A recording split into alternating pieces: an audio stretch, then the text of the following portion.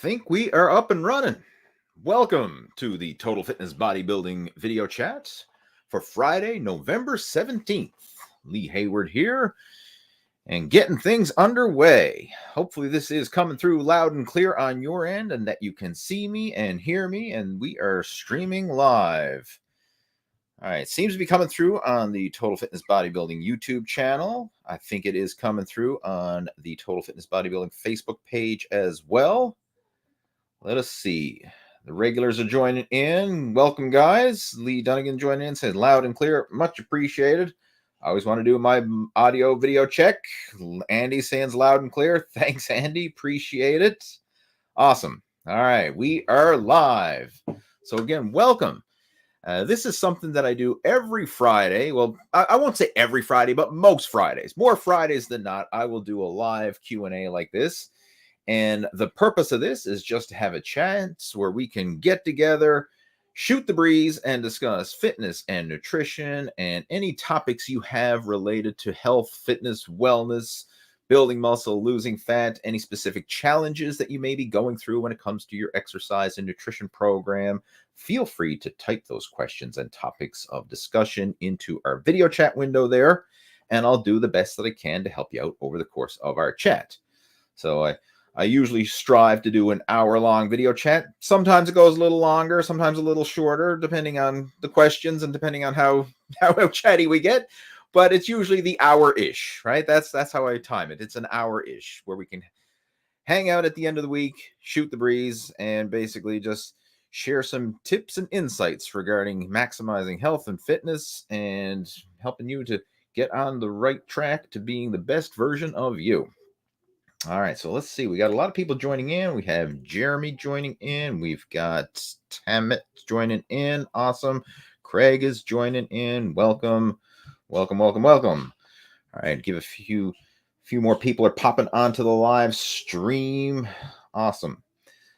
So again, if you're brand new to the video chats, I want to welcome you. It's always nice to have new people joining in. And if you are a regular and you've been tuning into these week after week, which I do see a lot of regulars here, welcome back, right? It's always nice to have the regulars as well as some new people hopping into our community here. All right, who else we got? We got the Dead Fish Lord joining in. We have Tentless Medic joining in. Eric is joining in. Welcome, guys. Awesome. Glad to have you tuning in. All right, so one thing I know a lot of people have been asking about, and we've been getting a lot of feedback, if you've been following me, especially over on Facebook, this is where I've been posting most of this, we've launched a scholarship program for the Muscle After 40 Blueprint coaching program. And I mentioned this during last week's video chat, but I just want to kind of give you an update on how things are going. The response has been quite good. I've been getting a lot of people reaching out, and we're still in the process of filtering through entries and submissions for that scholarship program. So some of you have been contacted by me. We've actually had coaching calls and conversations. If we haven't, I know some people are scheduled in for the weekend. So basically my calendar is pretty jam-packed here now. And the idea behind this scholarship program, I'll just kind of give you an overview. In fact, let me share my screen here so you can get a better understanding of what the heck it is, because some of you are probably familiar with what I'm talking about, and some more of you are probably wondering, what the heck is this? What are you talking about? A scholarship. So let me just give you a quick recap, and then I'll go into sharing some more of the details. So let me just share my screen.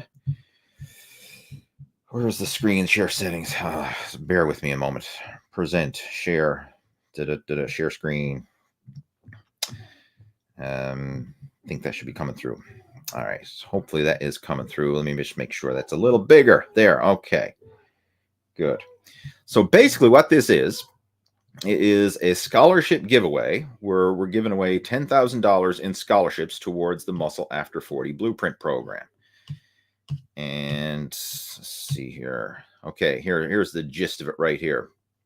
So for those of you who have been following me for a while, you've probably heard of the Muscle After 40 Blueprint. And this is kind of like my premier one-on-one coaching program. And the reason why it's called Muscle After 40 is because I'm over 40. And this kind of represents my journey with fitness and nutrition. Because if you've been following my content for a while, everything that I share is kind of like an elaboration of where I'm at in my journey. You know, back in the day when I started off, it was about maximizing muscle growth, trying to get as big and strong as possible, especially when I was competing in bodybuilding. For a while, I was competing in powerlifting. So there was a lot of strength training. Hence, you can see on the screen there, I even have a bench press specialization program that was out there, Blast Your Bench, back when I was competing in powerlifting. There was bodybuilding programs that I put out. And I was kind of sharing what I was doing, what was working for me and for my personal coaching students, and sharing that online, you know, through my videos and my content and articles and material. As I've gotten older and I've retired from competitive bodybuilding and competitive powerlifting, and I'm kind of transitioning now into that second half of life, you know, the over 40 stage, where I'm not so interested in being the biggest and strongest and trying to be this huge jacked bodybuilder anymore, but about maximizing quality of life, being healthy and fit and mobile into my 40s, 50s, and beyond, right? I want to move into the second half of life healthy and fit and sustaining it as an enjoyable part of my lifestyle. And that's what Muscle After 40 is all about. And the whole journey here is kind of helping guys to maximize it. And I'll just share some of the results that guys have gone through. Like here's one of the guys who's gone through our program, Steve Gilbert, lost 97 pounds, you know, following the Muscle After 40 blueprint. We've got Amo. He's 78 years old, got visible abdominal definition by following this system. Craig War lost 47 pounds, gained lean muscle in the process, and really achieved the quote unquote dad bod transformation. Who else we got there? We got Mike Brown, who got in the best shape of his life at age 60. So it's about maximizing the quality of life with a realistic and sustainable training and nutrition program. And it's not this all or nothing extreme approach, but it's about being good enough, but good enough consistently with sustainable eating and exercise habits. And the way I like to look at it is, in the diet and fitness industry, we have this all or nothing mentality most of the time, where it's like, I'm on this crazy hardcore cutting diet, or there's no diet at all, right? It's all or nothing. And while there is a time and a place for this extreme all-in approach, it's usually short-lived. And in my case, you know, as when I was competing in bodybuilding, I would go through the extreme ups and downs of yo-yo dieting. So when the contest rolled around, for example, I would go through like 4 to 6 months of extreme dieting, where it's like boiled chicken and broccoli, 2 hours of cardio days, 6 days a week in the gym, kind of burning that candle at both ends. And that worked. Don't get me wrong. I mean, if you want to get in shape and you want to get in shape in a hurry, hey, boiled chicken and broccoli, 2 hours of cardio, 6 days a week in the gym, I guarantee you, if you follow that type of approach, you're going to make some progress. The problem with it is it's not sustainable. It's not something that you can do day in, day out, week in, week out, month in, month out, year in, year out. Like, it's not something you can do as a lifestyle. It's kind of like that. It's a short-term thing. Again, and in my case, when I was competing in bodybuilding, was always the contest date, right? So as soon as the contest rolled around, that's when the diet ended. You know, once the contest placings were announced, the pictures were taken, and the dust settled, and everything was said and done, then it was like, okay, where's the all-you-can-eat buffet? Where's the ice cream shop? Where's the bakery? And then it'd start binge eating on all the junk food that I was depriving myself of in the months leading up to that contest. And it took months of dieting to lose the weight, only a few weeks of falling off track to gain it all back. And then I'd be back to square one, fatter than ever, and trying to justify my weight gain by telling everybody, well, I'm bulking up now because it's the off season. And I did that year after year after year. And it's a very frustrating process. So even though I knew how to get ripped in the short term, I never had a system to sustain it long term. And that's where the Muscle After 40 blueprint is different, because instead of this all or nothing on a diet or off a diet approach, we focus on mastering the in-between, this being good enough, but good enough consistently approach. And surprisingly, once you have the elements in place, it isn't as hard as a lot of people think to get in shape and to stay in shape. Like, it's a lot easier and more sustainable to take it at a slower, more manageable pace, and have it set up so that the weight you lose is the weight you keep off. The muscle you gain is the muscle you keep, and have this slow, steady process where you're not going through the extremes of suffering it out in the short term, but you're having this steady, gradual progression. We're like 1% better each day type of approach. And even though it doesn't sound like much, when you compound that over time, you can see the type of results people get, right? And the thing is sustainability. Like in Steve's case, lost 97 pounds. He's kept it off for over 2 years now while enjoying the process. And that's one of the key things I hear a lot of guys say is when they go through this, they actually enjoy the process and they feel better doing this than they did following what they were doing before. You know, even when they were just eating whatever they wanted, they didn't feel as good as they feel now, right? Because they have this system in place. And we kind of humanize it. The whole idea behind the program is to humanize fitness and nutrition so that you can still fit in real world situations like family dinners, Thanksgiving, which is coming up for the folks in the US, you know, real world situations. Like, how do you humanize it and get in shape and make it work, even though you have real life? You've got family, you got kids, you got your career, you got your responsibilities, you got restaurants and family dinners and all this. How can you make it work without being that guy who's on a diet and telling everybody, well, I can't go to the restaurant today because I'm on a diet, or I can't go to the family dinner because I'm on a diet, or I can't eat this because it doesn't fit my macros, or whatever. Like, we need to factor real life into the equation. And that's what Muscle After 40 is all about. It's about how to humanize fitness and nutrition for long-term sustainability. So what we're doing now is we have a scholarship program where we're literally giving away $10,000 towards scholarships for the Muscle After 40 Blueprint. And this is an elite one-on-one coaching program. And the way it works is, in order to qualify, one, read the post that's over on my website. So if you haven't heard of this before, head on over to leehayward.com and you can get all the details. But bottom line, the first step is to just send me an email, or if we're on Facebook, we're friends there, you can message me this, the same thing. But let me know the reason why you feel that you'd be a good fit for this program, why you feel that you could potentially become one of our next before and after success stories, and what it is you're trying to achieve. Like, what is you're trying to achieve and why do you want to do it? Like, what is it? Let me know. And then if I feel like you're a good fit, then I'll reach out to you and explain how the whole system works and what we're doing.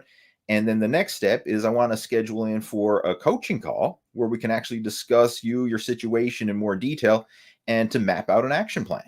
And that's what I'm in the process of doing now, is reaching out to people who've kind of went through the qualifying steps. And I want to see who's going to be the best fit for this coaching program. And these steps, they're in place as kind of like a filtration, if you will, to see who's really serious about this and who deserves the scholarship. And it's also set up in a way to make sure that this is actually a good fit for you and a good fit for me. Because if it's not a good fit, like, I'm not going to give anybody BS or false hope. Like, if I don't feel qualified or feel like this is something that you can do, I'm not going to try and steer you in the wrong direction, right? If I feel you need more advanced help or something else, like maybe there's some sort of underlying issues that are outside of health and wellness and fitness and nutrition that need more medical professional advice, then I'll be totally upfront and share that with you. But if what we have here, our system is actually a good fit for you and your situation, and I feel that you can become one of our next before and after success stories, then I'll invite you to come on board and, you can take part in this scholarship and take advantage of it. So it's kind of a qualification process. And that's what I'm in the process of doing right now, is qualifying and seeing who's actually going to go through this process. So if you're interested and you'd like to come on board, then feel free to reach out to me. Just send me an email, send me a message, and we can chat about it in more detail and we can take it from there. So I wanted to kind of give that update because I know a lot of people have been reaching out to me like, hey, have I been selected yet? What's the status? Where are we to? And just want to share that update.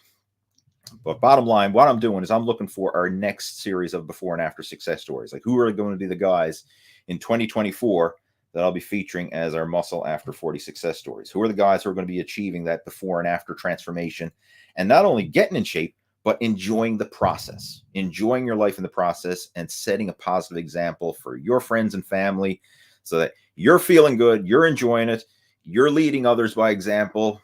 And then in turn, we can share your story and help to inspire other people and just create this win-win situation all around. So that's what the whole scholarship program is all about. And again, there's been a lot of people reach out, and I'm excited to see who's going to actually follow through with this and be our next success stories. But again, if you want more information, I'll actually post the link there now in our chat window. So if those of you who are watching this, if you want to check her out, you can certainly do so. So just give me a moment there. I'm going to type it in. More info about the MA40 scholarship program. There, I just put a link there. So that should be popping up into the chat window there momentarily. Good. And a couple questions I want to address here first. The biggest question I've had from a lot of people: I'm not 40 yet. Do I qualify for the program? Yes, even if you're not 40 yet, you can still qualify for the program. Like, while most of the guys going through it are in their 40s, 50s, 60s, and even 70s, right? We have a more mature audience. There are some guys in the program in their 20s and 30s. So if you're serious about doing this, age is not really a limiting factor. It's basically geared towards people who really want a healthy, sustainable system that they can follow for life. So the whole after 40 thing, it's really a name because this is the system that I use to get back in shape after 40, but you can still apply it if you're in your 30s or if you're in your 20s. In fact, the younger you are, the better it works, but it still works for guys who are over 40, as you've seen by the results I just shared. What else was there? Another question. Some people were asking, do I coach women? Right? Because I mean, most of the content that I share, most of my audience are men, but we do coach some women as well. So most of the women who go through the program usually do so as a couple, like a husband and wife team, kind of going through it together. And if that's something you're interested in, we can certainly discuss that as well. But we have had some ladies go through the program and make some amazing transformations as well. But generally speaking, most of the people, the vast majority, like 90+% are men who go through the program. So it's not that it doesn't work for women. It's just that, you know, if you do come on board, just realize the majority of the people in the group are men. So just give you that heads up. What else is there? I think those were the two main questions. And if you do have any other questions or whatever, just send me an email or reach out to me, drop me a Facebook message. And like I say, we can chat and see if this is a good fit for you. And if you qualify to come on board. All right. So let's see. I'm going to start jumping into some questions because we have some people jumping in and questions popping through. So again, for those of you who are tuning in, the way this works is you can post your questions and topics of discussion into our chat window. If you're on YouTube, there is a chat window to the side, the live stream. If you're on Facebook, it's probably going to be the comment section below, but either one will come through on my end. Quick question for those of you watching now. Is the signal coming through? I get Jeremy just posted saying he keeps losing signal. I hope it's not on my end. If you may be losing signal on your end, depending on your Wi-Fi or data connection or whatever it is you're using. Does anybody else have any issues with the video chat or the signal? It seems to be coming through on my end. That's all I can say. I haven't had any power surges or internet glitches on my end. Loud and clear. Okay, it's loud and clear on your end. Good. Thanks, Andy. Appreciate that. All right. I don't know, Jeremy. It might be your own connection, right?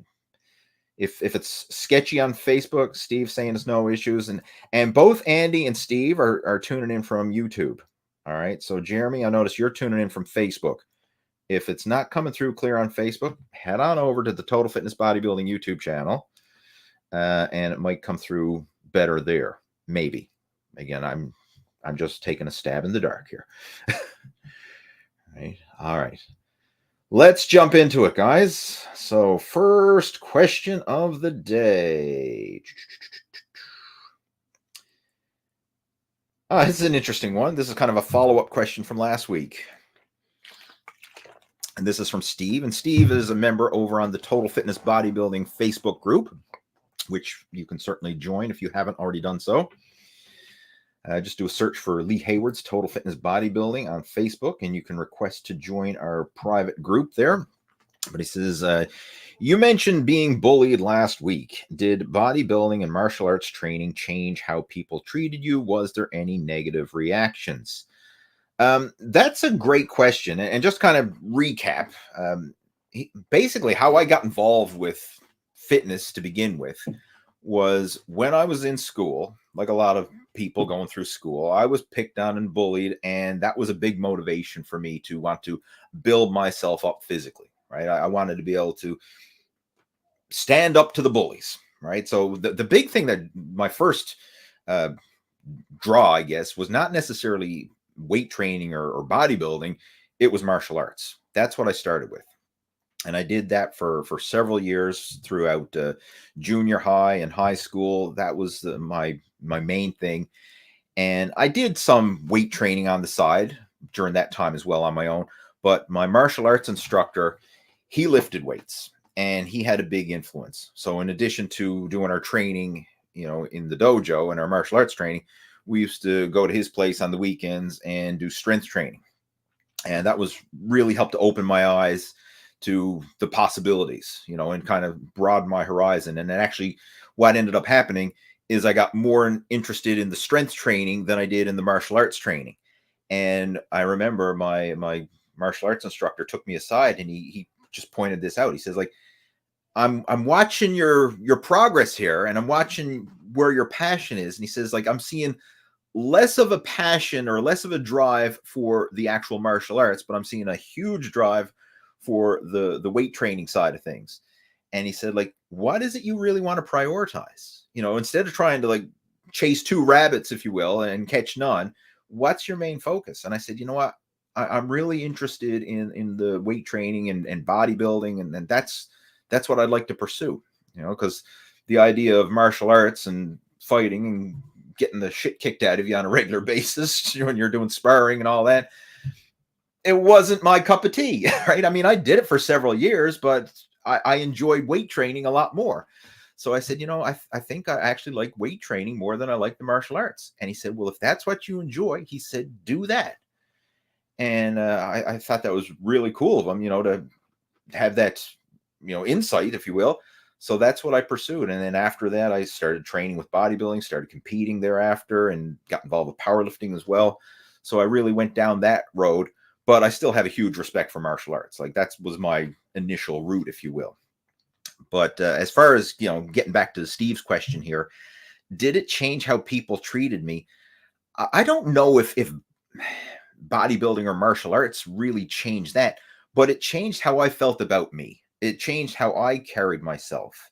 Instead of being that shy, timid kid who attracted the bullies, I think I had more self-confidence and just basically held your chin higher, and indirectly that helped. So, and plus, as I was getting bigger, and of course, when you're a teenager, in your, like throughout high school, especially when I was training consistently, you make fast gains. Because, I mean, when you're young and your hormones are on bust and you're eating a lot of food and you're training hard, like, the body just responds. Like, everything works well. So, I mean, I made fast gains in my teenage years. Like, looking back at it now, I didn't appreciate it then, but I certainly appreciate it now, right? So I made some really fast gains. And I think that as I got bigger, as I got more fit and just more confident in myself, that indirectly did change. But ultimately, it wasn't so much how people treated me. I think it was how I felt about myself and how I carried myself. And that in turn helped a lot more. I mean, it had a huge impact in my self-confidence. But there's a limit to how far you can go with bodybuilding and fitness and sports and all that kind of stuff, because a lot of times you'll see people who are very successful in athletics.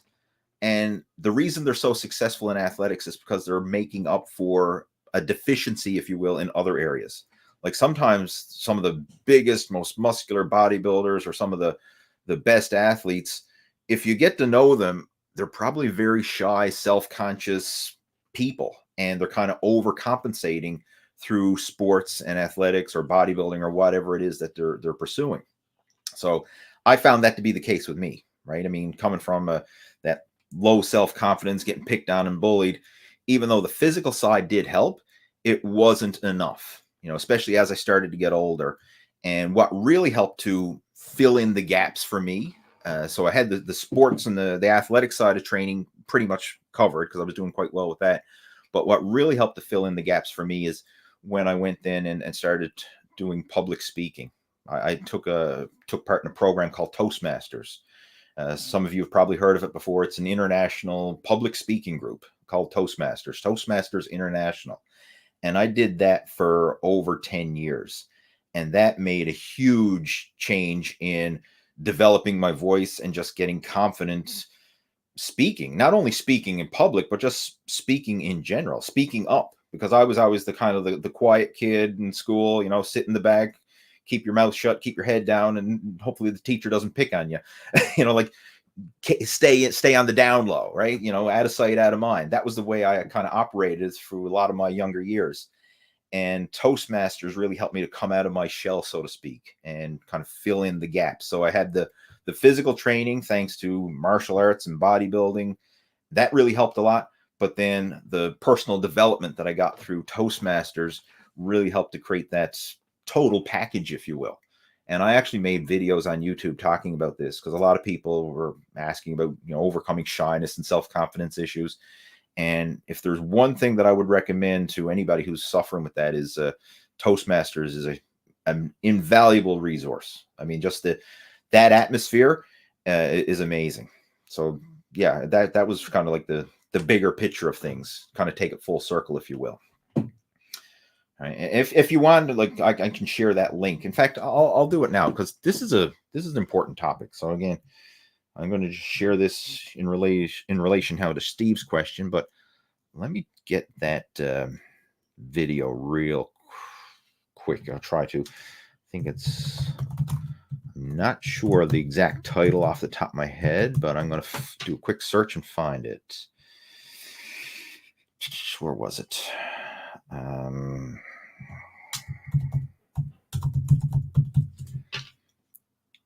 Where was it? I think it's How I Overcame Shyness and Social Anxiety. There we goes. Okay, gotcha. Hey, stop that. It was actually where is this? I'm going to share that link there now. Where are we to? Boom. So something you can check out after this video chat is over. Another video there. All right, let's move on. Who else we got there? Andy is joining in. Is leg extensions and leg curls and leg presses and trap bar deadlifts enough for the legs, or should I add a Romanian deadlift or anything else? This is a great question, and to simplify it, leg extensions, leg curls, and leg presses, you pretty much hit all the major muscles of the legs, right? Like, those are three amazing exercises, and you're going to hit your quads and your hamstrings, and you're also going to get that pressing movement, which basically is the overall leg. The deadlifts, again, it's a hip hinge exercise, so you're getting more stimulation for the lower body, as well as the spinal rectors and all that. So those exercises will basically hit all the major muscles of your legs. But the thing is eventually you're going to hit a plateau, regardless of what you do, regardless of what program you follow, regardless of how good it is or how great the exercise selection is. Everything works, but nothing works forever. So if you do that, you're going to make some good progress. You know, you'll be able to train that in a progressive overload fashion, but eventually you're going to get to the point where you hit a plateau. Your progress is going to start to level off, and it's just going to be maintaining. You know, it's going to go stale, and it may even get to the point where your progress actually starts to decline, which is quite common. A lot of times when people stick to the same routine over and over again, they build up to a peak, it levels off, and then sometimes it actually starts to decline, you know, where it gets to the point where now you're not even matching the same level of strength and performance as you used to be able to do, even if you haven't really changed anything. And this is quite common. You see this a lot. So you have to be aware of where you are in your current progress. And when you get to the point where it starts to level off and plateau or start to decline, that's your cue to change things up. You know, provide some unique muscle stimulation to get your body growing again. And it's not like a one-size-fits-all answer here, because it really depends on what's causing the plateau to begin with, right? There's numerous causes of plateaus. The most common cause for the average person is lack of consistency. You know, the people who are on and off again with their workouts. Like, oh, I worked out for a few weeks, and then I took a couple weeks off, and then I worked out for a couple more weeks, and then I skipped a week here, and then I was traveling or project at work or something came up, blah, blah, blah. And they're on and off again. That's not a true plateau. That's just lack of consistency, right? So the cure for that, get more consistent. Be good enough, but good enough consistently. That's the cure to that plateau. The other type of plateau is for the people who are dedicated. they're not missing workouts. They're going to the gym day in, day out, week in, week out. They're consistent. I mean, of course, everybody's going to miss a workout from time to time, but 90% of the time they're on track, right? They're consistent. And if they do miss a workout today, well, gosh darn it, I'm getting into the gym tomorrow. So their consistency is not the issue. They're pushing themselves and they're doing it on a daily basis or a consistent basis. In that situation, when you hit a plateau, it means the body has adapted to the stimulation you're providing it, and now you need to provide some unique muscle stimulation. And that can come in a variety of ways. Like, you could change up the exercises. You could change up the set and rep pattern that you're doing. You could change up the tempo of your exercises. But bottom line, you have to do something to provide unique muscle stimulation. One that I like to do is literally change up the exercise variations. So when you're doing these 4 exercises, if you find that after a while you're hitting a plateau, it's not working for you, then change it up, right? And there's all kinds of different variations that you can do. So for example, with the leg extension, I mean, you could try different leg extension machines because different machines will feel different, but you don't have a lot of variety with that one other than changing up the sets and the rep pattern and the tempo. But with leg curls, there's all kinds of different leg curl variations. You got a lying leg curl, you got a seated leg curl, you got a standing leg curl. So you can play around with different variations there. When it comes to leg presses, there's a lot of different variation because you can do other leg machines. So it could be a leg press, it could be a hack squat, whatever type of leg pressing machine or squat machine you have available at your gym, you can incorporate that. You could also change your foot positions.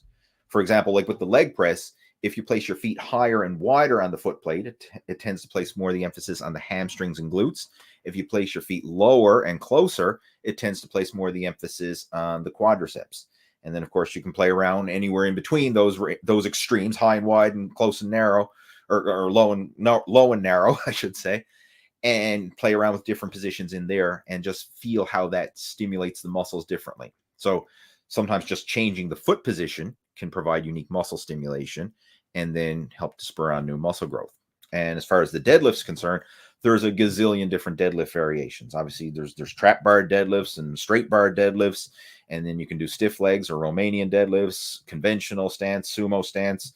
You can do deficit deadlifts where you're standing on a box or standing on weight plates so that you have to pull the weight further. You can do them in the power rack where you actually shorten the range of motion. There's so many different variations, but bottom line, incorporating different variations of those exercises can help to spur on new muscle growth. So when you hit a plateau, instead of just beating your head against the wall, trying to do the same thing over and over again and not getting anywhere with it, change it up, especially the exercises. You can change that up.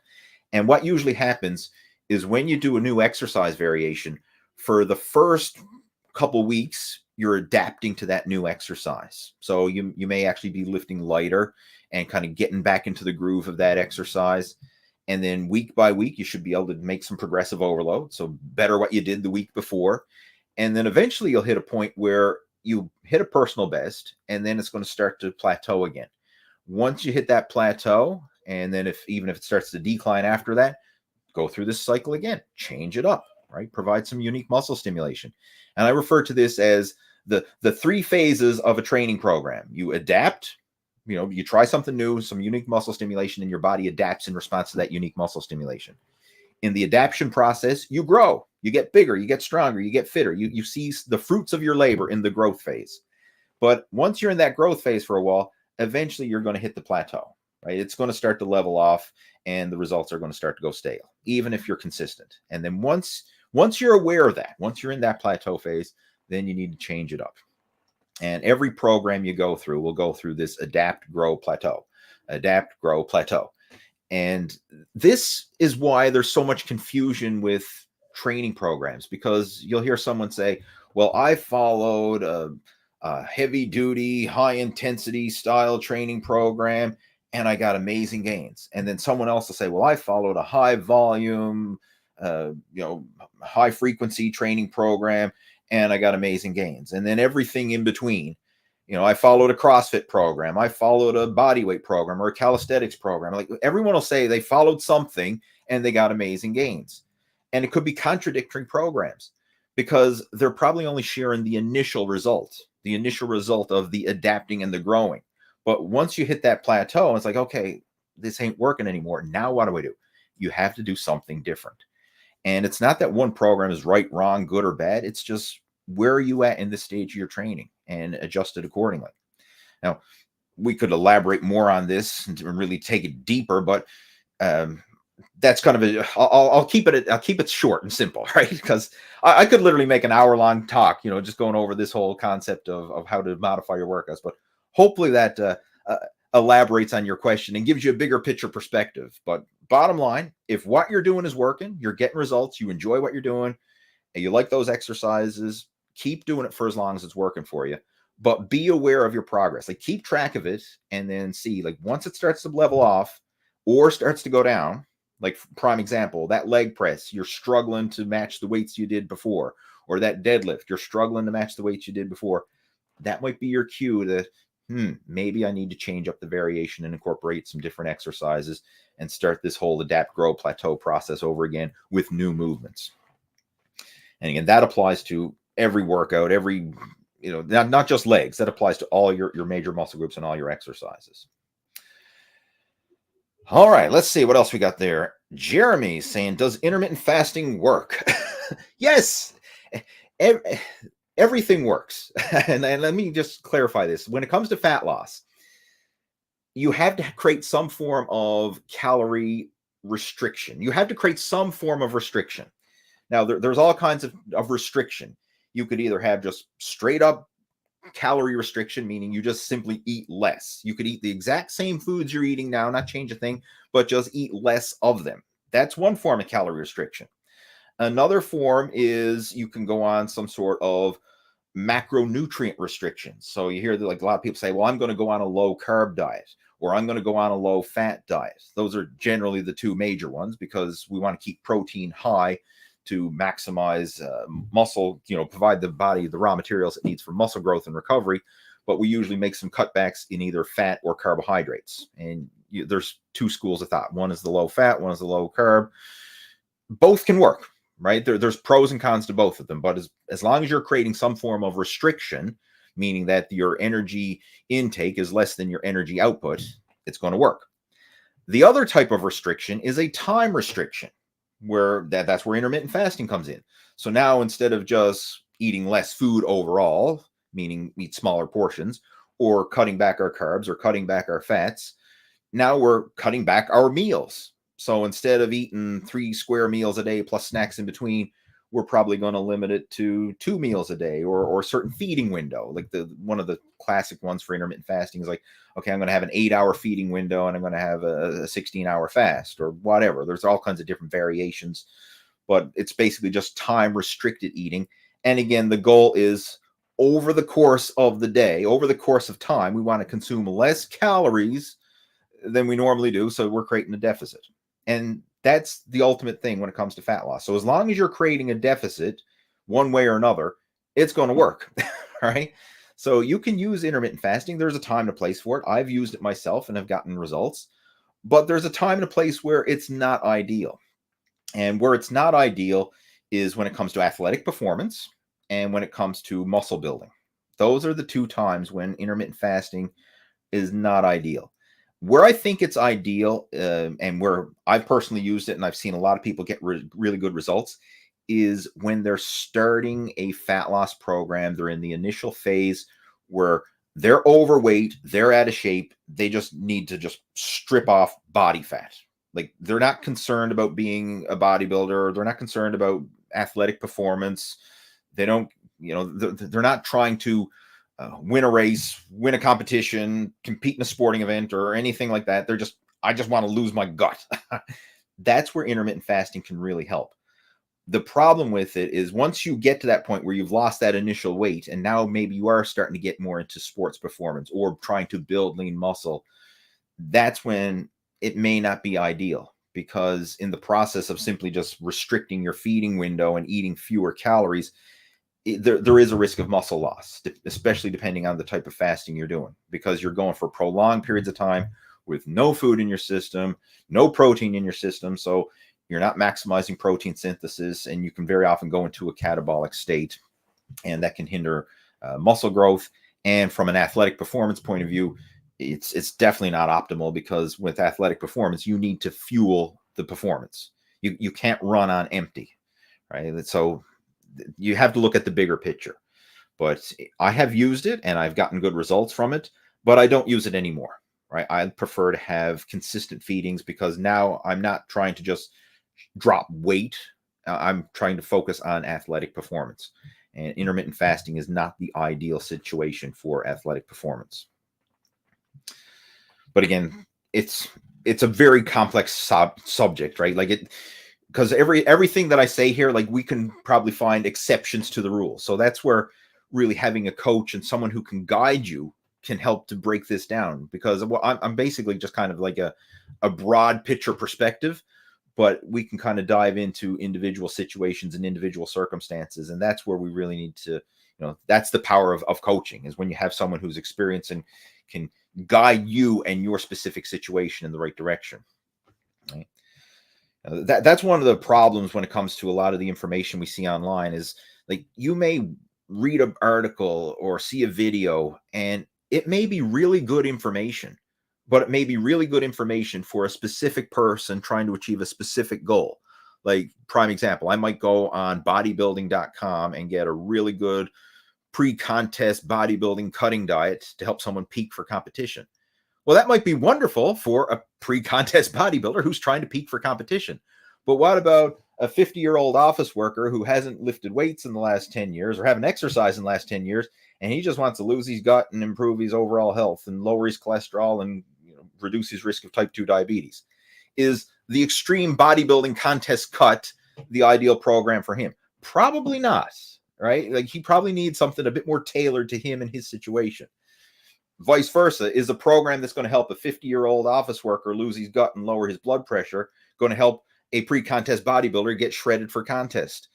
No, probably not, right? It's not that one is right or wrong or good or bad. It's two different situations, two totally different people with different goals. And this is where it can get so confusing, because most of the information that's online these days, as long as it's coming from a reputable source, it's usually got some sound foundation. It's usually good information for the most part. Now, of course, you're going to get the scattered, someone who's just talking out their ass and really don't know what the hell they're talking about and making videos, and we'll get that. But generally speaking, I would say the vast majority of information out there there's a good sound information, and there's a time and a place for it, and it makes sense in a certain situation for a certain person. And the problem and the confusion comes when you get people who are not in that category trying to follow that advice, right? Like, if I was giving advice, I'll just use a generic example here. Let's say I was giving nutrition advice to someone who wants to run a marathon, and they're training to maximize their performance to run a marathon. And then we got another person who's training to compete in a powerlifting competition, and they're trying to maximize their performance in the powerlifting. The diet and training that's going to help someone get better at a marathon is not going to help someone get better for powerlifting, and vice versa. It's not that one is right, wrong, good, bad.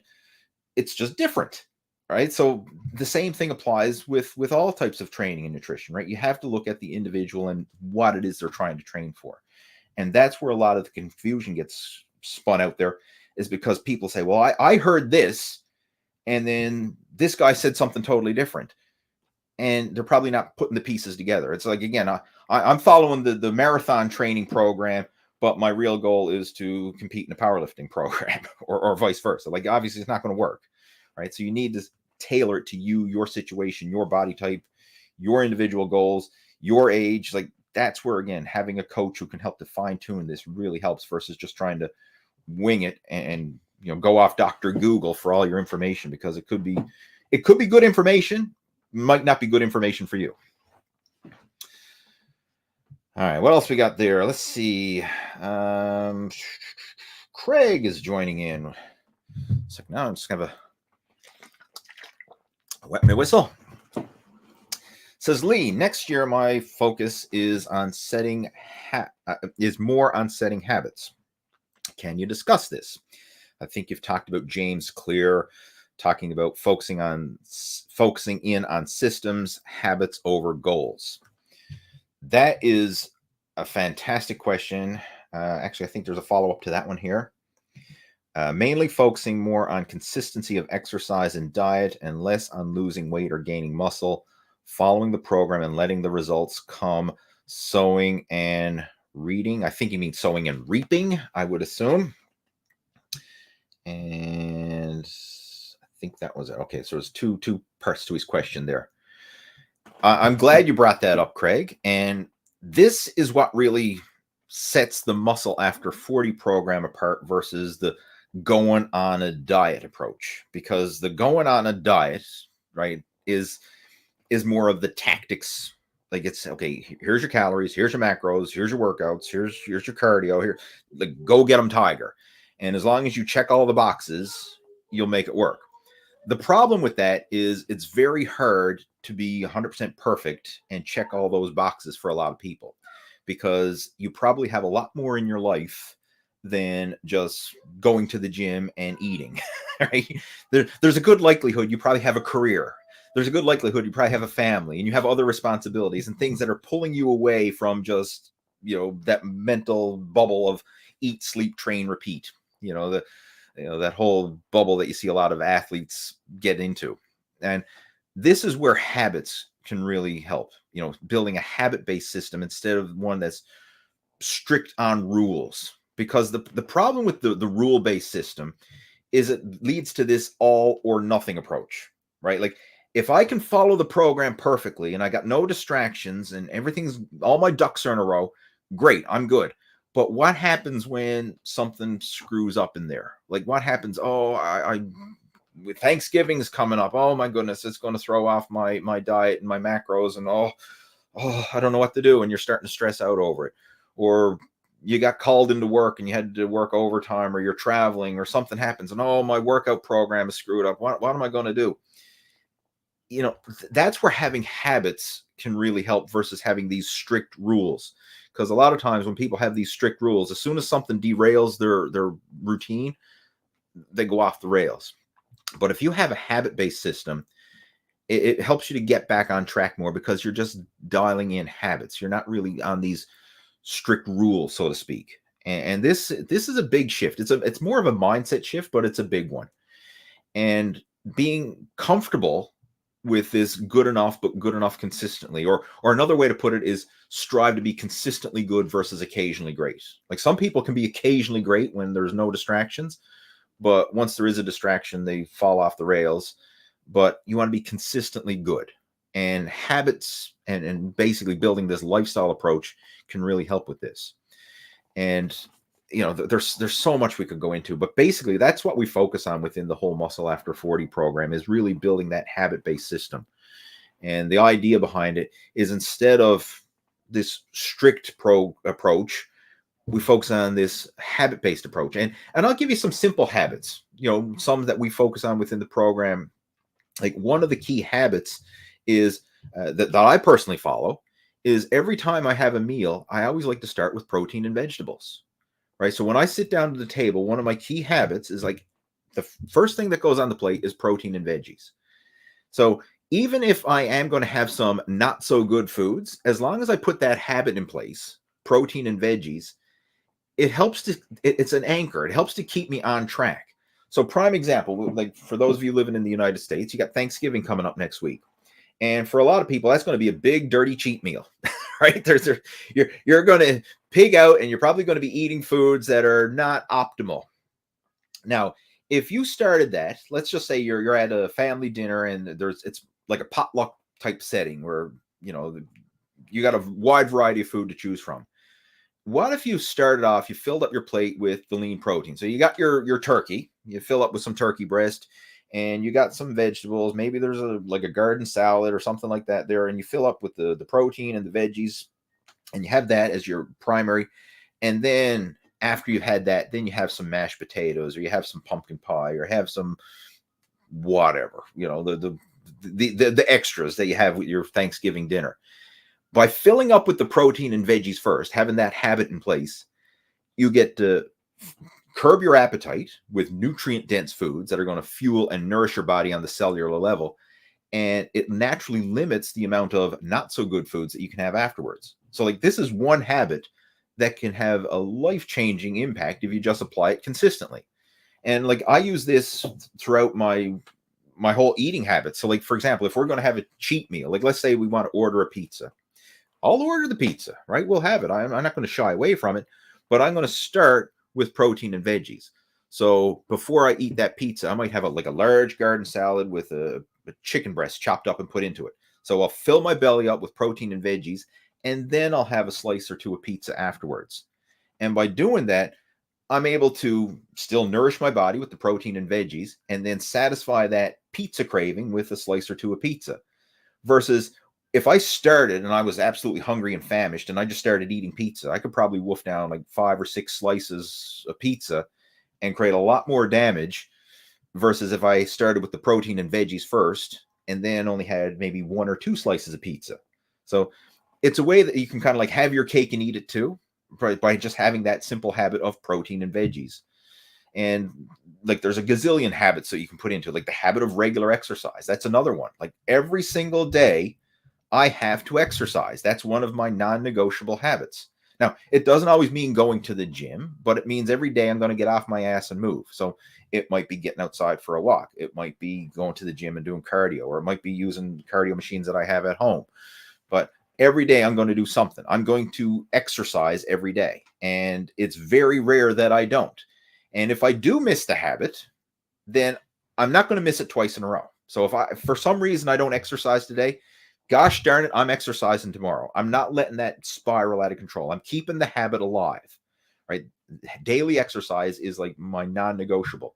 And I was actually tracking this. And last year, for example, I can't remember the exact number, but I think it was like 316 days I exercised last year.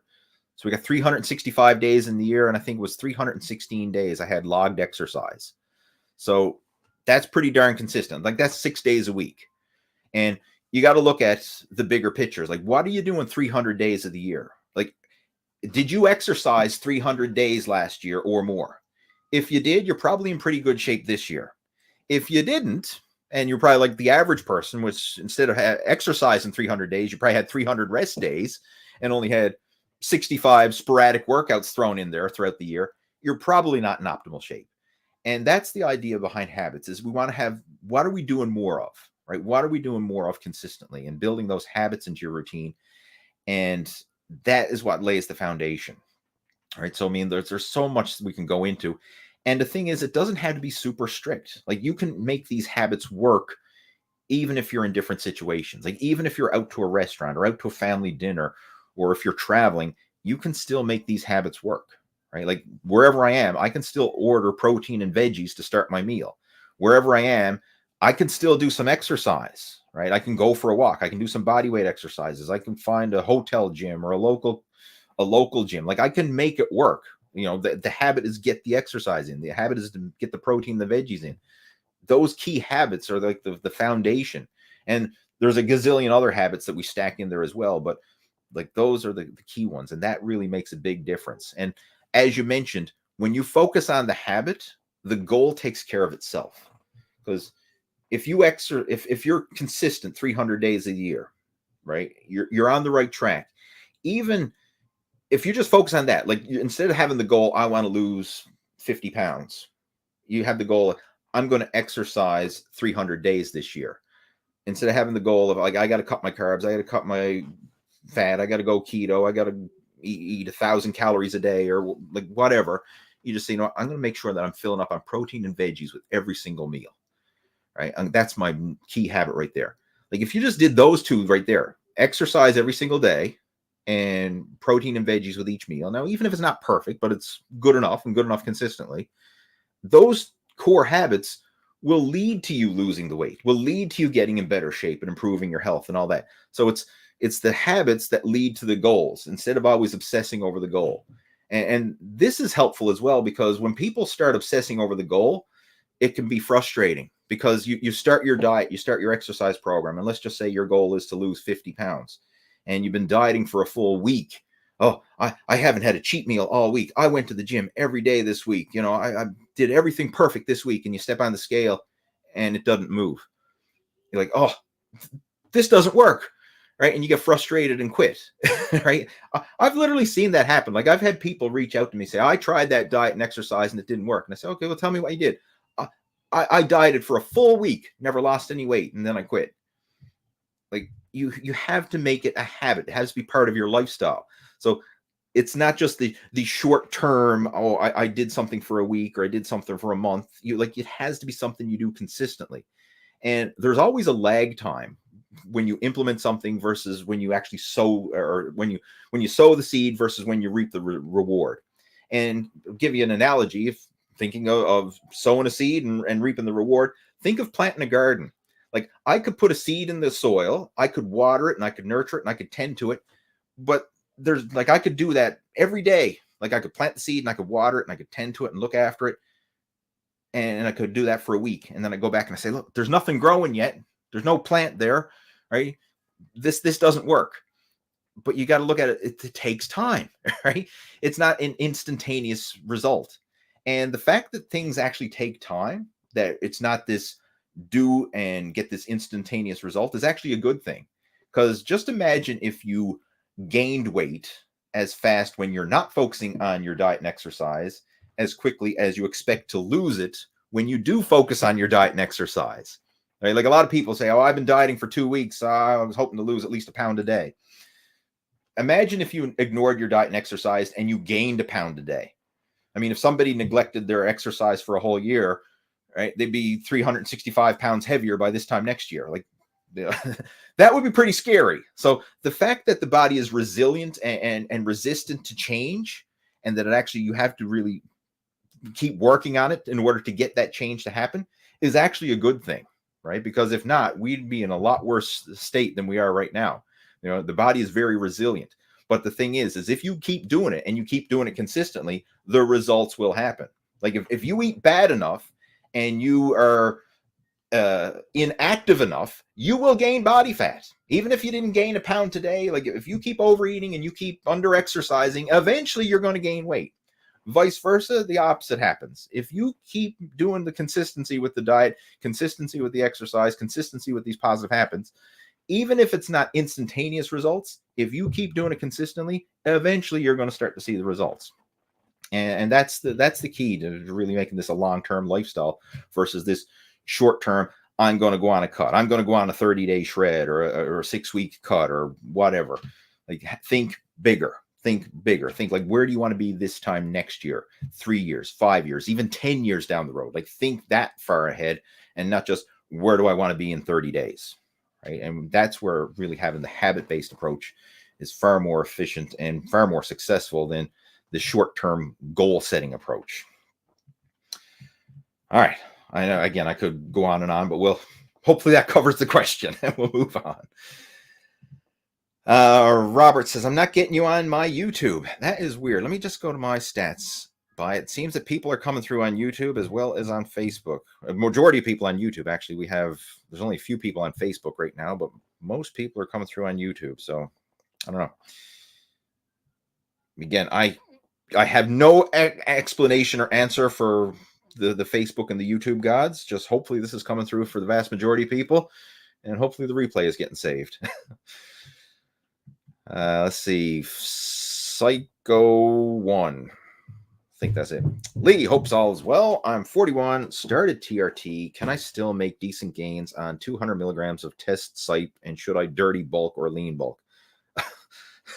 All right. First off, I don't know your training situation, your goals, your body type, whatever. So like there's a lot of variables missing from the equation, but as far as the testosterone and all that, that's actually a relatively high dose for testosterone replacement therapy. Like I know a lot of my coaching students who are using testosterone replacement therapy under a doctor's supervision, of course. It's not testosterone replacement therapy if it's not under a doctor's supervision, right? It's just self-administering testosterone, which is not the way you want to go about it. You want to do this under medical supervision so that they can follow up with regular blood work and adjust the amounts accordingly. Because what often happens is if the amounts are too high, that's when you can start to get some side effects building up, like the blood levels, can get out of whack. Hormone levels can get out of whack, and that's where the side effects come about. So the idea of doing it through a clinic and having the regular blood work is they can monitor things accordingly. And if you want to get a real person perspective insight on this, I would recommend checking out an interview that I did with Mike Brown. It's up on the Total Fitness Bodybuilding YouTube channel under the Muscle After 40 Success Stories. Mike is very open and just shares his personal experience with it. And it's not straightforward as just, hey, I'm taking X amount of hormones and boom, one and done. It was a back and forth thing. Like they started off and it was too high and they had to go back and readjust it and lower it down and then fine tune it. And then there was other things that had to be taken into consideration in order to balance out his overall hormones, because it's not just testosterone. There's all the other hormones in play. There's a lot more to it than just 200 milligrams of cypionate, right? So that's something you really need to discuss that with, your doctor or your hormone replacement therapy clinic or whatever. But is that enough to make gains? If it's enough to put your hormone levels into the normal range, which I'm sure it will be, then that's not going to be the limiting factor. And the thing you got to look at here is testosterone is just one element of muscle growth. And in fact, I made a video, I think it was this last month, talking about the bigger picture of muscle growth. I mean, testosterone is one element. And yeah, if you do have low testosterone, that can be a limiting factor, but it's not necessarily going to prevent you from gaining muscle, because there's other factors that come into play as well.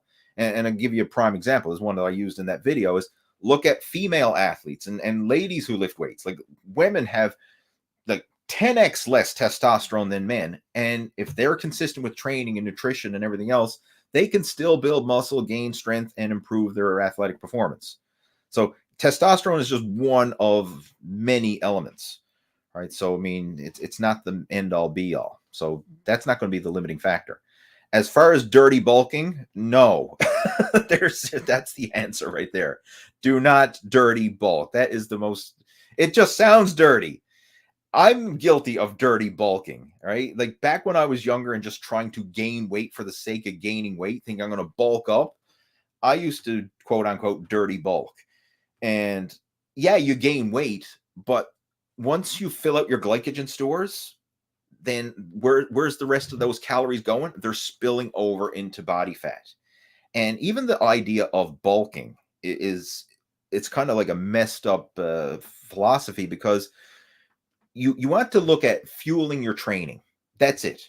Like eat enough to fuel your activity levels, and that you can recover from your workouts, that you have enough energy to get through the workouts, and that you're not in a depleted state, that you're not in a deficit. As long as you're not in a deficit and you're meeting all your nutritional needs, you can make gains. You don't need to have this massive calorie surplus. Like a lot of people say, well, I'm going to eat 500 calories over my maintenance, or I'm going to eat 1,000 calories. I remember for those of you who are regulars to the chat, it was a few months back, we had a guy every single week, he was chiming in saying, oh, I'm eating 10,000 calories a day and blah, blah, blah, and I'm gaining weight. And I haven't seen him since. And I kept trying to tell him, like, yeah, you're going to gain weight. Like, no shit, Sherlock. If you're eating 10,000 calories a day, you're going to gain weight. But it's not lean weight. Like, you can only gain so much muscle. And once you've maximized you've topped up your glycogen stores, you have enough calories to fuel your workouts and to recover and everything else, the rest gets spilled over into adipose tissue, i.e. body fat. Your body just doesn't store excess muscle from excess calories. The muscle is stimulated through the training. So as long as you're providing enough nutrition to recover and to fuel the training, then you just have to let it happen. So the biggest thing when it comes to making lean gains is not being in a deficit. And for a lot of people, I would recommend, like, strive for maintenance calories. Strive to be around maintenance, and then that should more than fuel enough to build muscle. Because a lot of people, when they're counting their calories, they tend to underestimate. So if you think you're eating 2,000 calories a day, for example, reality, you're probably eating 2,500 or closer to 3,000 if you add in it, if you truly did the numbers and the math correctly. And there's a lot of reasons for this. One, food labels are very often inaccurate. Like there's a 20% margin of error on food labels. And usually if they're going to err on the low side because they know low calorie sells more than high calorie. So very often, even if you're MyFitnessPaling and nutrition label counting and all this, even if the numbers add up on paper or in your app, you could very well be over. So if you strive for maintenance, chances are that will automatically put you into a slight surplus, and that'll be more than enough to fuel the workouts and to provide a little bit of calories to grow from. But like, you need such a small amount of calories over your maintenance to maximize muscle growth that it's ridiculously low. Like, if you were in a 10% surplus, that is the maximum amount that you would need. So put it in perspective, just to keep the number simple. If your maintenance calories is 3,000 calories a day, a 10% surplus is like an extra 300. That's not much. Like, heck, a protein bar is an extra 300 calories a day. So you could go from maintenance to surplus by having an extra protein bar or an extra chicken breast, or like something that small could be enough to just tip you from I'm in maintenance calories to now I'm in surplus calories. Like, that's how small of a increase you need to put you over the edge so that you're actually could build muscle. It doesn't have to be purposely slamming back food and force feeding yourself and all this stuff, because yeah, it works in the short term, but what happens is it spills over into body fat very quickly. And I'm guilty of that myself. And that's one of the mistakes. I wish, like, if I had a time machine and could go back in time, that's one of the things I would have changed when I was younger, when I was trying to purposely bulk up, because all it did was cause me to get fat. And I wish that I never did it. But, you know, sometimes you got to learn lessons the hard way in order for them to sink in. So do not dirty bulk, and do not even try and purposely bulk for that matter. You know, eat maintenance calories and then focus on letting the training build the muscle, right? Eat enough just to train and fuel those workouts, and then let the muscle happen through there instead of trying to force it through excess calorie consumption. Because again, the excess calories is just going to spill over to body fat. All right, let's see what else we got there. Robert saying my mistake. Okay, he was having some issues there, but I think it's working. Good. All right. Craig. Oh, that was follow-up to Craig's earlier question. Got that done. We've got David joining in. Welcome, David. 14 in chat. Please smack the thumbs up button. Okay. Yes. Thanks. If you're enjoying the video chat and you're getting some value of it, yeah, smack the thumbs up button. Give it a thumbs up or a heart or a whatever it is. Much appreciated. Thank you, David. Okay, same thing. He posted it a couple times. All right. What's the next one? Andy's got a question. If you was to walk a mile to the gym, work out for an hour and a half, then go for an hour swim, followed by another mile walk home, what would you eat before going swimming? Is a banana sufficient?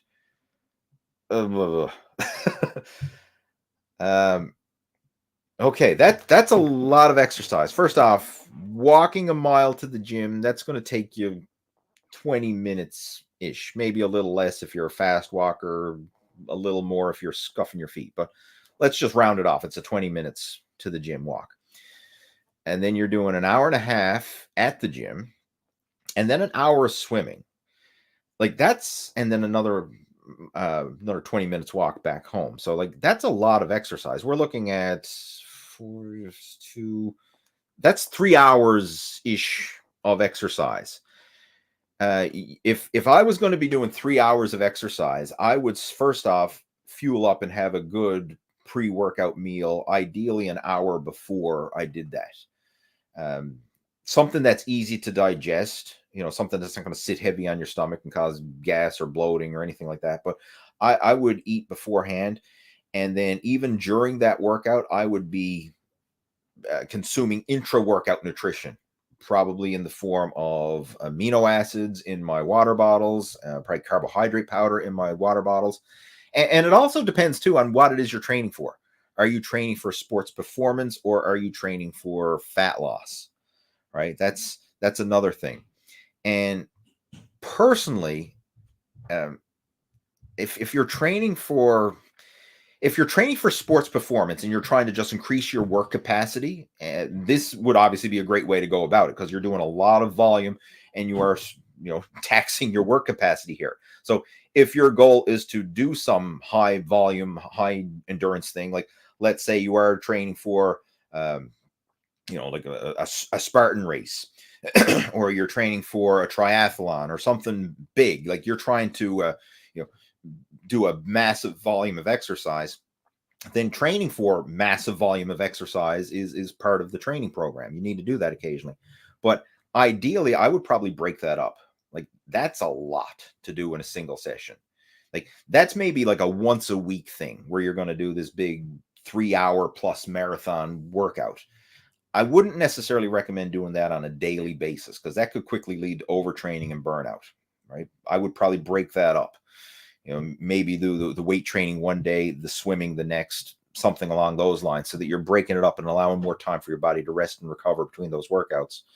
And then if your goal is to do endurance and volume training, maybe once a week, incorporate something like that. And this is kind of like how I incorporate my endurance training, because for those who've been following me, like I do a lot of cycling. Like that's my main sport now, if you will. Like I still go to the gym and weight training, but from a competitive side, I've gotten into competitive road cycling, and I did 3 races this past summer.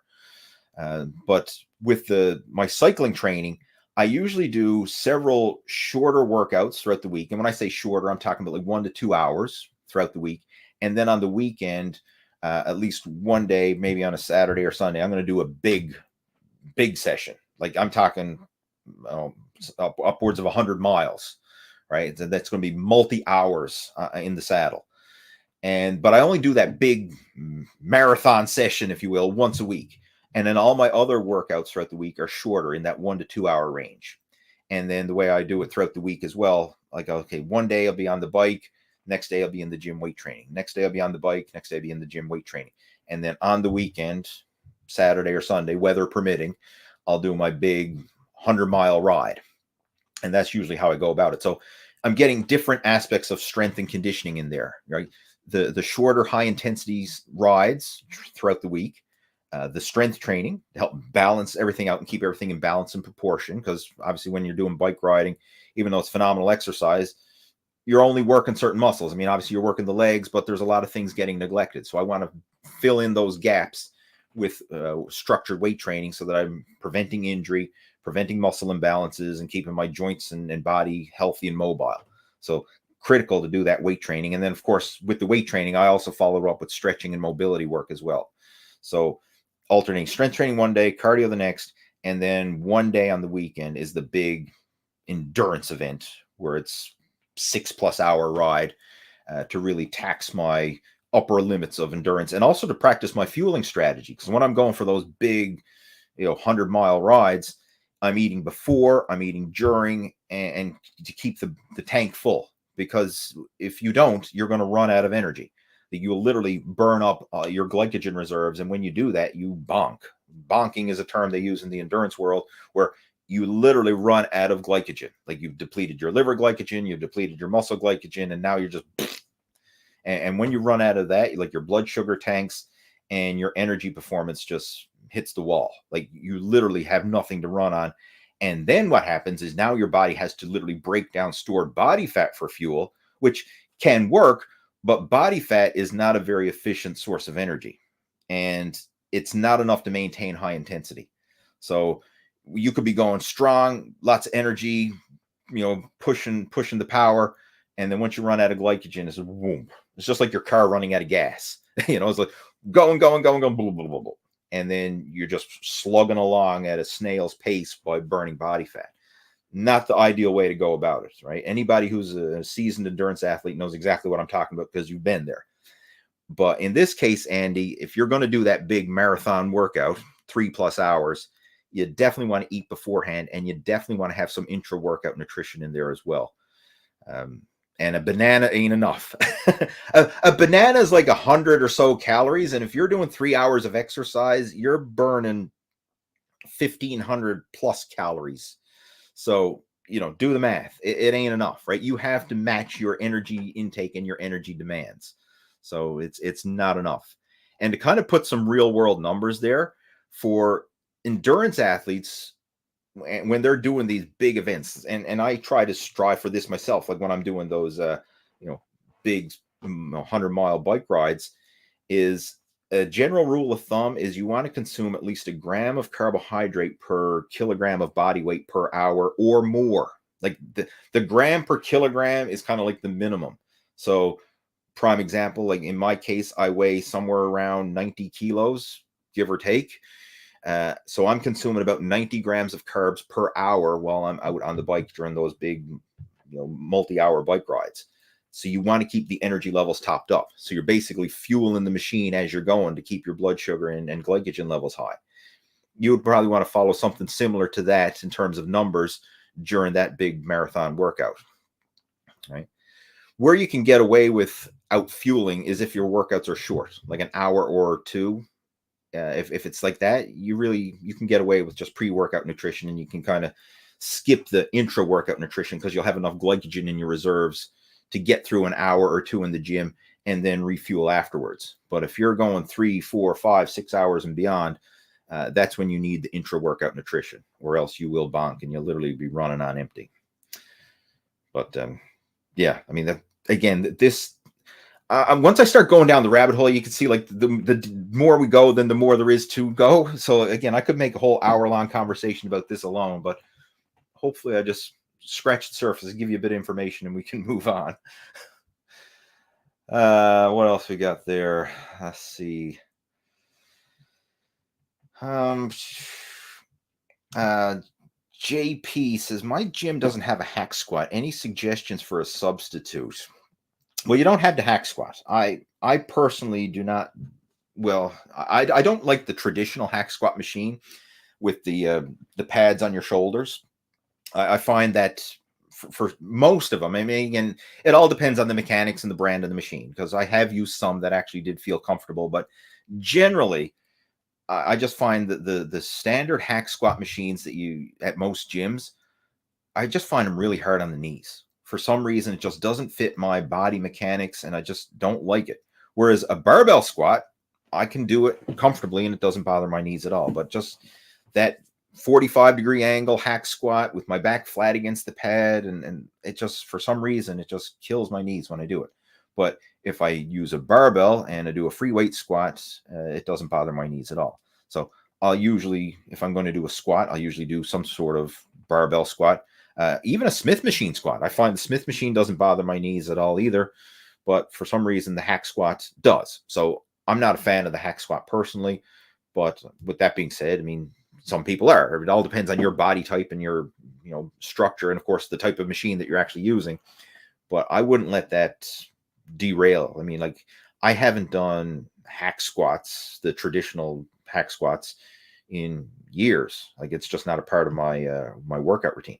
I'll do leg presses, I'll do barbell squats, step ups, lunges, leg extensions, leg curls, like all of those kind of exercises. That's the core movements that I'll do in my leg workouts. Hack squats is not one of them. So, you don't, if you don't have a hack squat machine, you're not really at a big disadvantage. You can do other leg exercises instead. What else we got there? Chris, I remember when learning to deadlift, I would hear use opposing hand grips. Now I don't hear that anymore. Is it not necessary? The reason why you heard that, and when you use a mixed grip, all right? So basically one hand facing forward, the other hand facing backwards. So you grab the barbell like that. As the barbell is rolling out of one hand, it's rolling into the other, and vice versa. Right? So if you have both your grip like this, if your fingers start to peel open and you start to lose your grip, the barbell is just going to roll right out of your hands. But when you use an opposing grip, as it's rolling out of one, it's rolling into the other. So you actually have a stronger, more secure grip. And that's why a lot of powerlifters will do that. They'll use the mixed grip or the alternate grip in competition because it allows them to hold on to heavier weight. The only drawback to that is train both sides. And this is one that I've seen a lot of people make a mistake with, is they get comfortable with one grip. Like, they always have their right hand facing forward and their left hand facing back, or vice versa. And they use the same grip every set, every workout, over and over and over again. And when you do that, you're pulling on the muscles differently. Like you're literally pulling on the lats and the shoulders and everything in the arms and the forearms. Everything is getting pulled on differently from each side because you're using a mixed grip. And if you never change it and you never swap them back and forth, you can actually build an imbalance. So if you are going to use a mixed grip, make sure to switch it set for set. Right now, you may still have a preference where one feels a little stronger than the other. And like that's the one that you can use for maybe like your top max out working set, your strongest favorite grip, if you will. Like for a powerlifter in a competition, if they have one side that feels a little better than the other, obviously use your best side in competition, right? Put your best foot forward, so to speak. But in training, make sure that you're alternating them back and forth, and so that you build balance and proportion over time, and you don't, develop that imbalance. But as far as you don't hear about it anymore, I guess it all depends on who you're talking to. Because if you were in a powerlifting gym environment or listening to a lot of powerlifting related content, I'm sure they still encourage people to use the mixed alternate grips when they're deadlifting, right? It's very standard. So, it's been around for a long time, and it's still legit and still works today. I used to use it when I was training in powerlifting and competing, and I used to use the alternate grip, and it made a huge difference. All right, what else we got there?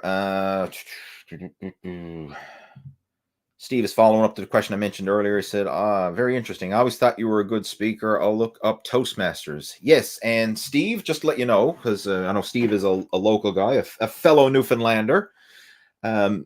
Memorial University has a Toastmasters group. It's not officially part of MUN. It's part of Toastmasters, but we have the meetings through Memorial University. So if you do a search, just do a Google search for Memorial Toastmasters. You should find it. They have a Facebook group as well. If you search for Memorial Toastmasters on Facebook, you should find it. But if you do a Google search, you find it there as well. I haven't searched for it in a while now, but I'm pretty sure they still have a website, and that would be you can get more information about it if you want to check it out and actually attend some of the meetings. And nowadays they also do virtual Toastmasters meetings, so you can actually log in through Zoom and join the meeting that way. It's not the same, right? Like I'll be honest, like what I'm doing here now, talking to a camera. While it still helps to improve your speaking skills, it doesn't feel the same as speaking to a live audience, meaning like you're on stage in front of 100 people. Like speaking to a camera, it still feels like you're by yourself to a degree, even though there's there's a set of eyes and ears on the other end of that camera. It's not quite the same. So ideally, if you really want to maximize it, you want to do attend the meetings in person, but it's nice that you do have that backup option if you want to attend Zoom meetings as well. And another cool thing with the Zoom meetings is you can attend Toastmaster meetings anywhere, right? It doesn't have to be a local in-person meeting. You could literally join in meetings anywhere in the world. Like I know back when I was a member and we were doing these, it was interesting. Like every single week, we'd probably have different people. Like, oh, hey, someone tuning in from a different country, right? And it's just because some people just like to join in different meetings, and I always added some extra variety. But when it comes to that, you can't beat the in-person. So if you are going to check it out, look up the club in person. And for those of you who are not Newfoundlanders and they're not part of, can't go to Memorial University to attend a Toastmasters meeting, just do a search. Go to toastmasters.org and you can find a meeting in your local area. There's virtually Toastmaster clubs in every major city.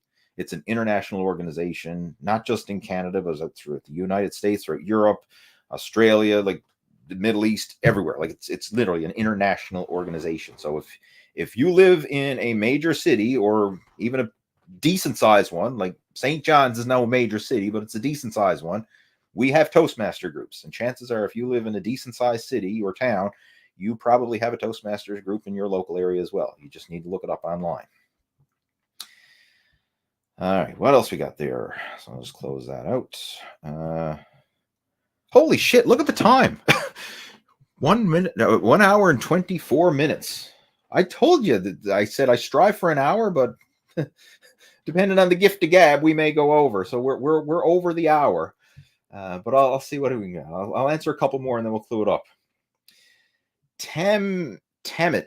I think that's how you pronounce it. It says, my older brother is 43. He always complains of tired legs after work.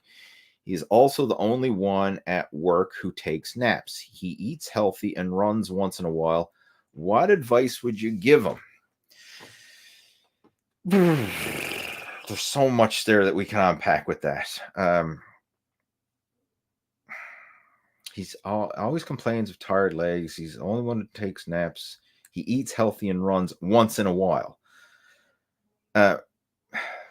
Like this is something the guy obviously would like to talk to him and peel back the layers of the onion, so to speak. But I'll just throw out some things.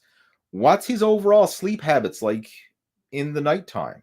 Like if he's napping throughout the day, is he sleeping good at night? Like maybe there's some sleep issues and he's making up for it by having to take naps in the day. Maybe something needs to be corrected there. And that's a common thing. Like some people have insomnia or sleep disorders or things that just prevent them from getting a good quality night's sleep. So if you're not getting a restful night's sleep, that's going to carry over into your energy throughout the day. Eats healthy and runs once in a while. Well, what's eats healthy? And as far as runs once in a while, like I don't know. I really want to break down like how hard, how far, how often, like kind of break it down. But there's a lot of things that could be going on here. It could be a nutritional deficiency. What I would recommend for if someone was, if I was speaking to your brother, the first step, go to your doctor and get your blood work done. And just see if there's any underlying issues, any nutritional deficiencies, and specifically tell the doctor, like, hey, I'm feeling really tired. This isn't just a once in a while thing. This is like chronic fatigue going on here. This has been going on a while. Like I'm really concerned. Like I want to get my blood work done to make sure that there's no nutritional deficiencies or no abnormalities. Because if you have nutritional deficiencies, that could lead to this type of chronic fatigue. And I'll give you a prime example. Like back when I was younger, I had an iron deficiency and I was unaware of it till I got my blood work done.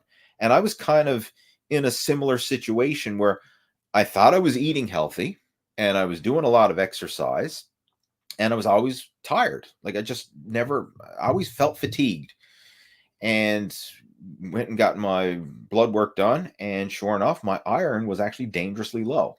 And even though I was eating healthy, I wasn't eating a lot of iron-rich food. So I wasn't eating a lot of red meat. I wasn't, which is one of the richest sources of iron, especially organ meat. Like liver is the most iron-rich food out there. Like, and that's actually how I cured my iron deficiency. Is like the doctor said, before you go on supplements and everything else, try and fix it with food. And he said, like, a meal of liver is as good as like a handful of iron pills.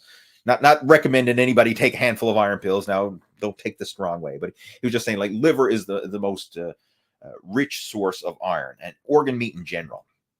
But that's something that I did. So at least 3 times a week, I was having a meal of liver.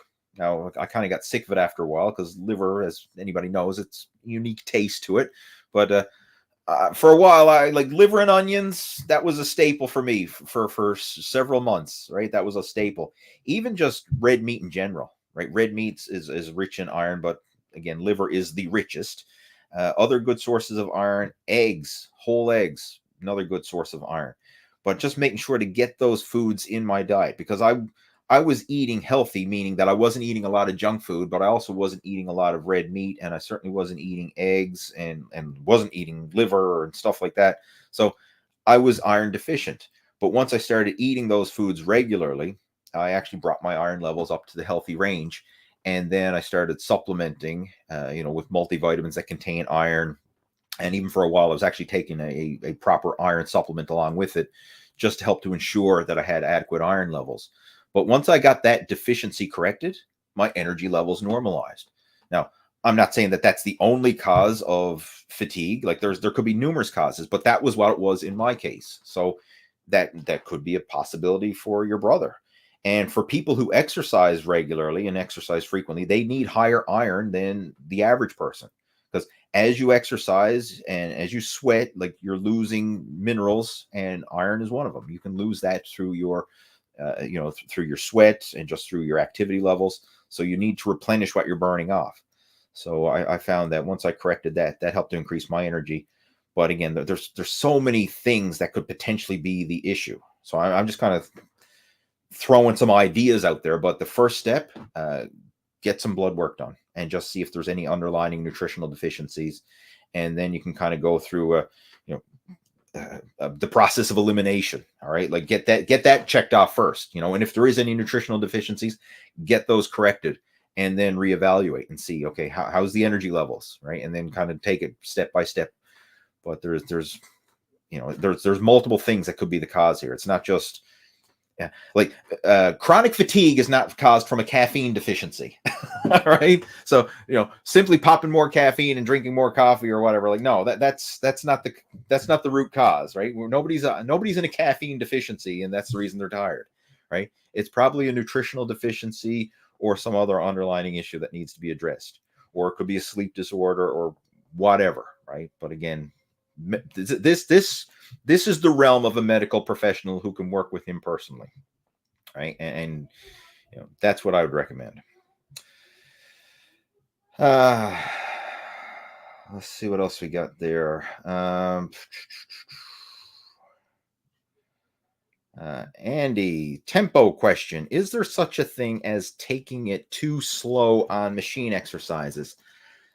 I guess there is, but like how slow? I mean, if it's taking you like a minute to complete a repetition, yeah, that's too slow. That's basically a static contraction for the most part. But, from a practical point of view, there's probably really no too slow, as long as you're feeling the muscles work and you're maintaining control. But there's a fine line between cadence, your tempo, if you will, because ideally you want to lift the weight as fast as you can with good form and maintaining a muscular contraction and not having momentum carry over. So if you go super slow and you just exaggerate this slow tempo, I mean, that may be good from like getting a mind muscle connection with, especially if there's a stubborn body part or a stubborn muscle group. And I'm thinking of the back specifically, because the back is a trouble area for a lot of people because it's out of sight, out of mind. A lot of guys can't feel their back. They do their rowing exercises, they're doing their lat pull downs and all that. And they're like, I feel it in my arms, but I don't feel it in my back. Right? I just can't get it. So sometimes doing really slow tempo, really focusing on squeezing and contracting each repetition and exaggerating that can sometimes help to develop that mind muscle connection. But once you've got it, you've got a good mind muscle connection, you can work and feel the targeted muscles, then going extra slow just for the sake of extra slow isn't usually helping. So ideally you want to basically do the repetitions as fast as you can while maintaining good form and maintaining that mind muscle connection without letting your form break down versus just exaggerating that slow motion. So, again, if you want to elaborate on it, we can more context, or feel free to message me if you want, but I just say this, like, there's really, it's not necessarily a bad thing but it's not necessary. You will get more muscle stimulation if you can complete more repetitions with good form than you will by just super slow exaggerating those repetitions, right? But again, if there's, we could expand on it and look at the context. Like, why are you going super slow in the first place? Like, what is it you're trying to achieve by doing that? Right. What else we got there? Let's see. I'll answer question here. I'm gonna get ready and clue it up because we are gone way over time here. Daniel saying loading phase with creatine, switching from hydrochloride to monohydrate. I guess you're asking, should you do a loading phase? The answer is no. I personally would not do a loading phase. I mean, it can help, but it's unnecessary. And the idea with the loading phase is just to get the creatine in your system as fast as possible, to saturate your muscles with creatine as fast as possible.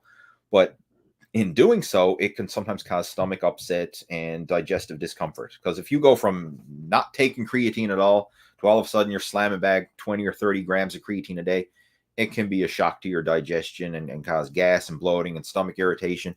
Whereas if you start off with a small dose, maintenance dose, which is generally in the range of like 5 grams a day, most people round it off to 5 grams, and you just start with that and continue with that, then you allow the creatine to build up in your system slowly over the course of a few weeks, and it doesn't create that digestive issue or stomach upset or anything like that, and you still reap the results over the long term.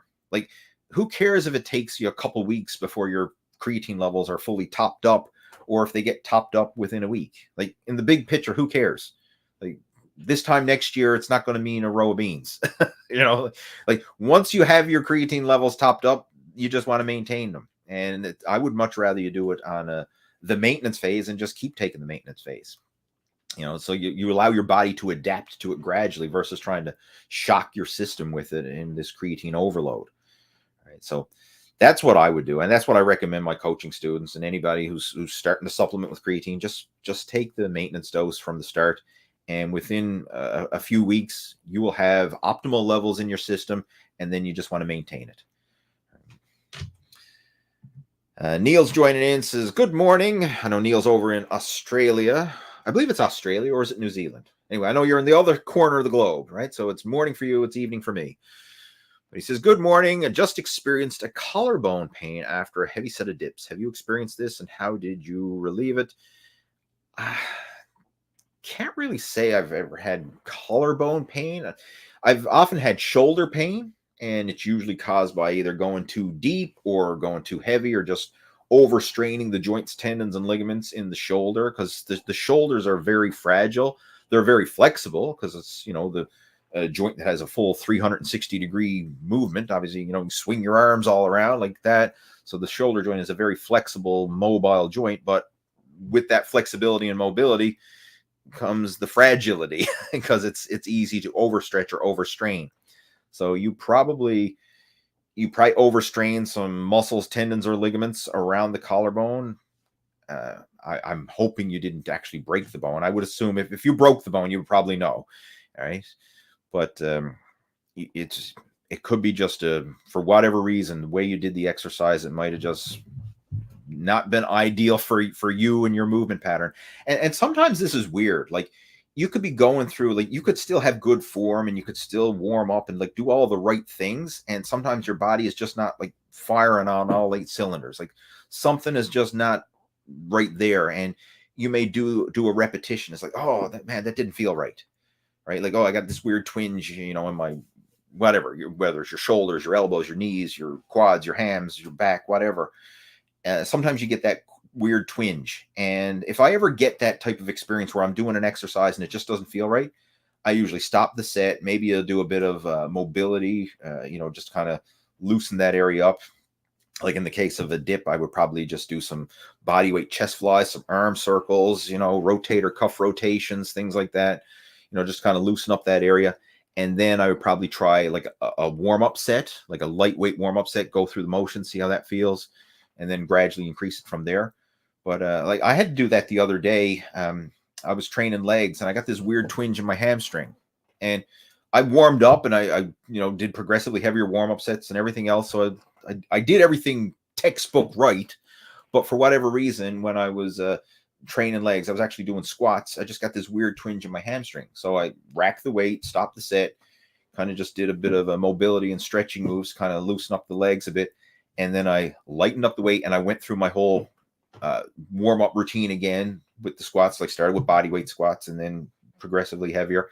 And then when I went through it the second time, the pain was gone and I was able to actually complete that exercise feeling good. But in the first time around, I just got for whatever reason, I just got this weird twinge in my hamstring. All right. So sometimes you'll get that. I mean, it could be just a nerve impingement or something's just not firing right. Who knows? But you might just need to reset. All right.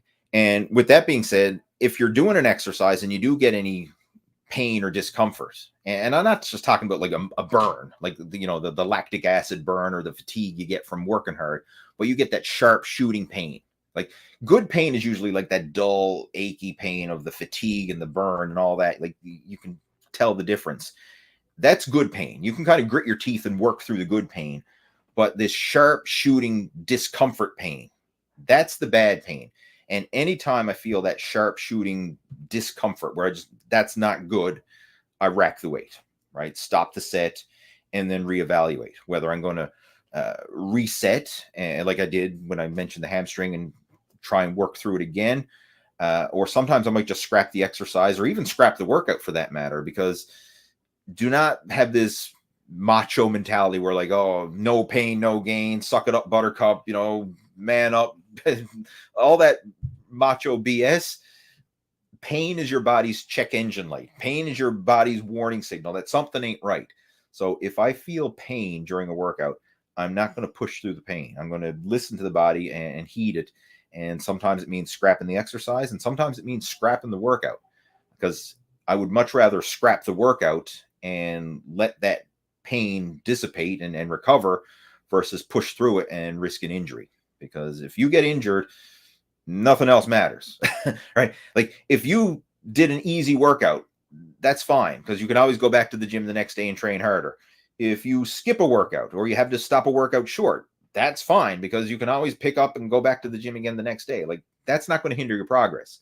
But if you push through and you end up getting injured, whether you pull something, tear something, or whatever, you're not just bouncing back the next day, right? Like it could be just a little minor injury that holds you back for a few weeks, or it could be a major injury that takes months or even longer to recover from. So, injury prevention is the key. So anytime you get these weird aches or pains or something doesn't feel right, listen to your body. And in your case, I would be very cautious anytime doing any upper body pressing moves, bench presses, push-ups, dips, whatever, shoulder presses. If that pain persists, be very cautious of it. And if it does persist, you might want to go get it checked out, right? Another rule of thumb, if in doubt, get it checked out. Whether you get it checked out by a doctor or a physiotherapist or somebody, but just to make sure that there's no damage done there. All right, guys, I'm going to have to get ready and clue it up because this has gone on long. I know there's a lot of questions coming through here, and I would love to stay and chat and answer them all, but we've been going for an hour and 41 minutes, and it is getting late here for me, so I have to clue it up. But thanks again for joining in. I do appreciate the support and do appreciate the questions that came through. And just let you know that the replay of this is going to be posted up. So if you want to go back and check it out, you can certainly can, along with all the other replays of the past video chats. And if there's anything that we discussed here, or if I didn't get around to answering your question, but you would still like to chat, feel free to reach out to me, right? You can message me. I have my contact information down below in the video description. You can go check that out down there. You can email me or Facebook message me, whichever you prefer. And if we're not already friends on Facebook, friend me up, and you can even request to join our Total Fitness Bodybuilding Facebook group, which is a group where we can keep the conversation going throughout the week. And in there, like a lot of guys share workout tips, training progress picture updates, just questions and like all the kind of stuff that we're talking about here. We can post that through the group and keep the conversation going through the Total Fitness Bodybuilding Facebook group. So you're more than welcome to join me there as well. Just do a search on Facebook for Lee Hayward's Total Fitness Bodybuilding, and it should pop up there in the search. Request to join the group, and we'll keep the conversation going throughout the week. All right, I'm going to get ready and clue it up, and have yourself a great one, and I look forward to talking to you next Friday. Take care. Over and out.